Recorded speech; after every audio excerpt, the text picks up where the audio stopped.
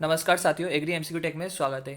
हम basic agriculture related MCQ question से देख रहे थे। हम इसमें न केवल एग्रीकल्चर से रिलेटेड एमसीक्यू क्वेश्चन से देख रहे थे, ये और एनिमल हस्बेंड्री।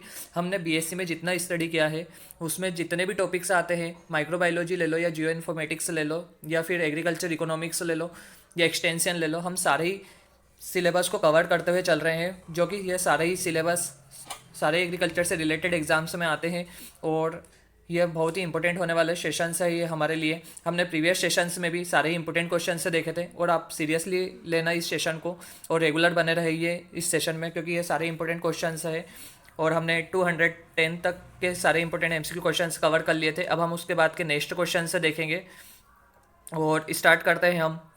यदि आपने प्रीवियस के सेशन नहीं देखे है तो आप देख लीजिएगा। और यह पहले तो आप स्टार्ट करने से पहले आप लाइक कर लीजिए और शेयर कर दीजिए अपने इस दोस्त साथियों को, और स्टेटस पे लगा दीजिए, जिससे कि वो अभी कनेक्ट हो जाएंगे। तो हम स्टार्ट करते हैं। As eligibility criteria for the प्रधानमंत्री किसान मन धन योजना। प्रधानमंत्री किसान मन धन योजना के लिए आयु पात्रता मानदंड क्या है? तो हमारे ऑप्शन ए है 30 से 35 साल, बी है 15 से 35 साल, और सी है 20 से 50 साल, और डी है 18 से 40 साल। तो जो प्रधानमंत्री किसान मन धन योजना है, तो उसका जो करेक्ट ऑप्शन आएगा हमारा ऑप्शन डी है। 18 से 40 वर्ष होता है इसका जो आयु की पात्रता मानदंड होता है। नेक्स्ट क्वेश्चन देखते हैं। The male sheep of breeding purpose is known as. जो प्रजनन के उद्देश्य के लिए नर भेड़ को क्या कहते हैं हम? तो हमारे ऑप्शन ए डोई, ऑप्शन बी है ईव, ऑप्शन सी है बक, और ऑप्शन डी है रैम। तो जो ईव है तो इसको तो फीमेल शिप कहते हैं, और डोई है फीमेल जो गोट रहती है उसको, और जो रैम होता है या मेल शिप होता है जो कि ब्रीडिंग पर्पस से जानते हैं इसको हम रैम को। ठीक है, नेक्स्ट क्वेश्चन देखेंगे। Which of the following system of the forest are managed to produce the wood and rearing animals in agro forestry. तो जो इसमें देखते हैं हमारे ऑप्शन है एग्रो पास्टरल एग्री सिल्वीकल्चर, और C a silvi pastoral systems, और D agri silvi pastoral systems. तो इसमें क्वेश्चन को ध्यान से समझना। क्वेश्चन के क्या क्या रहे कि जो मैनेज्ड फॉरेस्ट जो सिस्टम ऑफ द फॉरेस्ट है वो मैनेज करना है प्रोड्यूस ऑफ वुड को और रेयरिंग एनिमल को।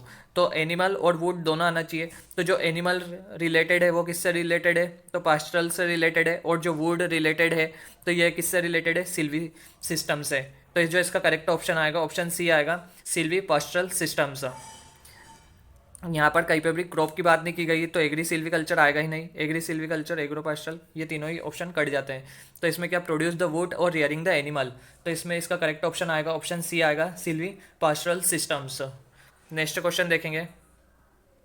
विच of the following is not a type of farming. निम्नलिखित में से कौन सी खेती का प्रकार नहीं है? तो हमारे ऑप्शन है स्पेशलाइजेशन या विशिष्ट खेती, डी ए डाइवर्सिफिकेशन या विविधीकरण, और डी ए मिश्रित खेती या मिक्सड फार्मिंग, और बी अर्बन फार्मिंग या शहरी फार्मिंग। तो ये सबसे इजी क्वेश्चन है इस सेशन का।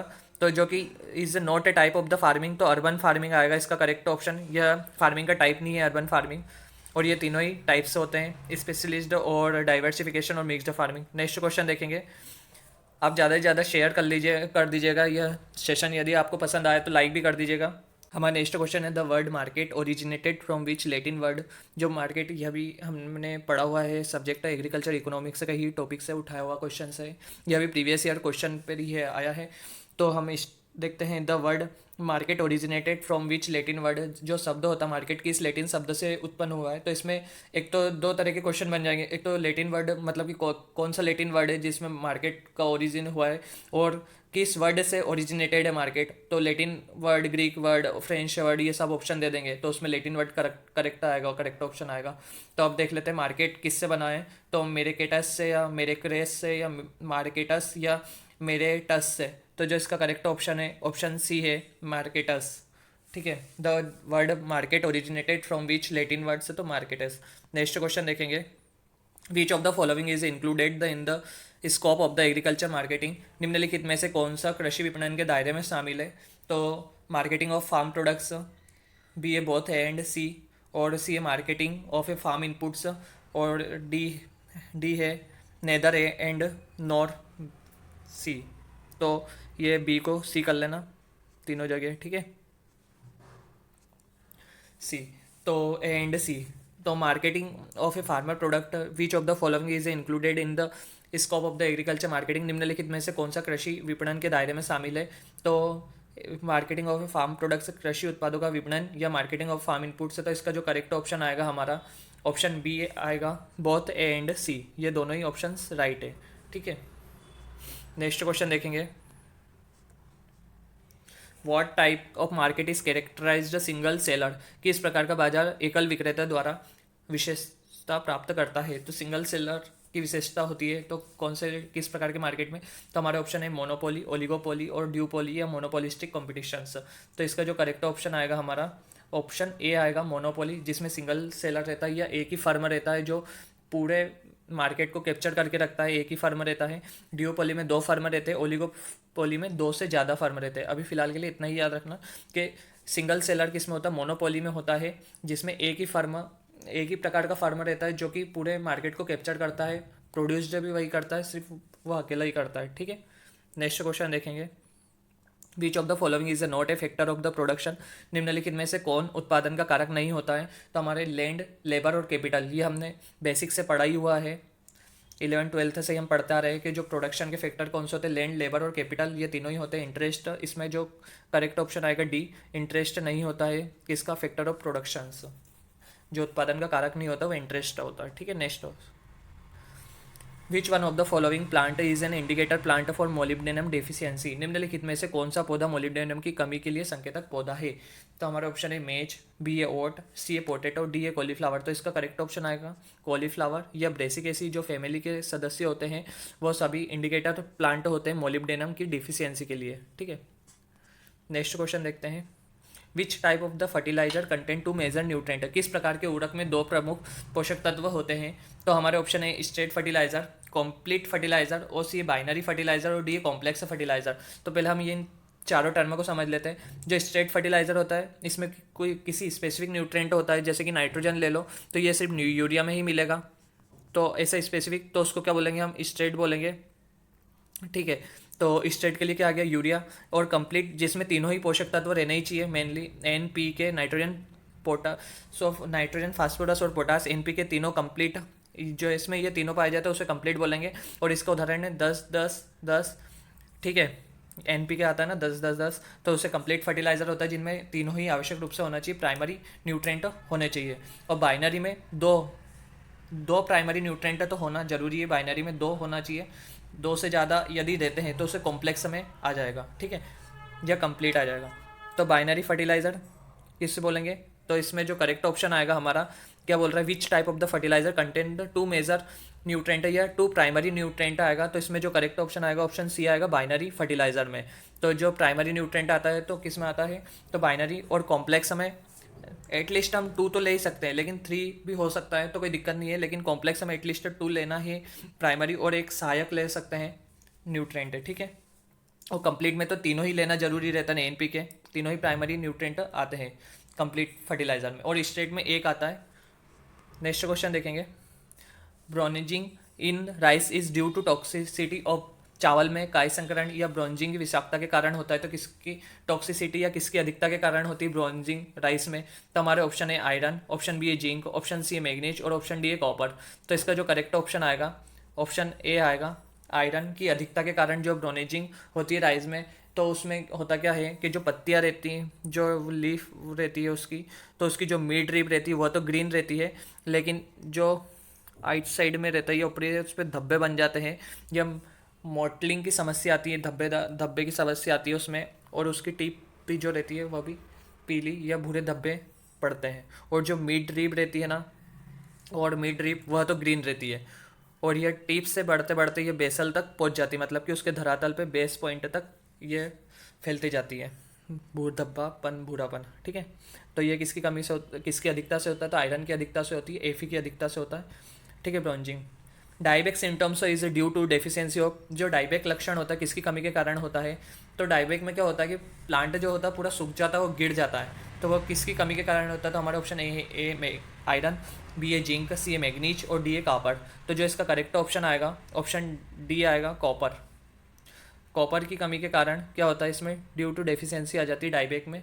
ठीक है, डाइबेक किसके कमी के कारण होता है, तो कॉपर की कमी के कारण होता है। ठीक है, नेक्स्ट क्वेश्चन देखेंगे। Moore's spot of A P is caused by the deficiency of which of the following element. जो मटर में मॉर्स स्पॉट होता है तो निम्नलिखित में से किस तत्व की कमी के कारण होता है। तो पहले तो हम देख लेते हैं मोर्स स्पॉट के जो लक्षण होता है ना वो कैसे रहता है। जैसे कि हम मटर को बटले भी बोलते हैं, तो ये तो आता है, इसमें रहता है, इसके अंदर रहते हैं बटले, ठीक है, मटर रहते हैं। तो इसमें ऊपर की साइड तो भूरे धब्बे बन जाते हैं, और धीरे धीरे धीरे धीरे यदि आंशिक रूप से मार्स स्पॉट हुआ है तो सिर्फ इसके वेजिटेटिव जो रहेगा स्टेज इस पर ही रहेगा मार्स स्पॉट, और इसमें दाने पर नहीं रहेगा। और यदि पूरी तरीके से मार्स स्पॉट हो चुके हैं तो उसमें दाने में भी जो मटर रहते हैं, मटर के दाने, उसमें भी उसके लक्षण दिखाई देने को दिखेंगे। तो वह किसकी कमी के कारण होता है? तो मटर के इसमें जो मार्स स्पॉट होता है तो वो हमारा ऑप्शन है मैग्नीज, बी है मोलिब्डेनम, सी है मैग्नीशियम और डी है कॉपर।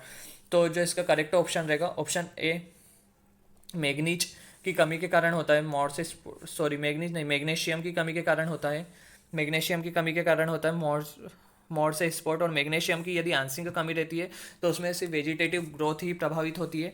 वेजिटेटिव ग्रोथ तो हो जाती है, जो मैग्नीशियम की कमी रहती है ना, यदि आंशिक रूप से हो रही है तो उसमें वेजिटेटिव ग्रोथ तो हो जाती है, लेकिन जो सीड होता है वो नहीं बनता है, ठीक है, सीड में दिक्कत आती है। और यदि पूर्ण रूप से कमी आती है तो वो उसमें सीड बने ही पूरा प्लांट नष्ट हो जाता है या डिस्ट्रॉय हो जाता है।